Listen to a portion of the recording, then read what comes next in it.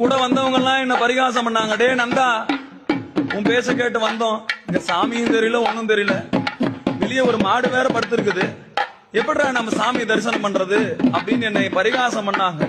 நான் கை கூப்பி கண்மூடி, அப்பா உன்னை தேடி வந்த எனக்கு இதுதான் நிலைமையா?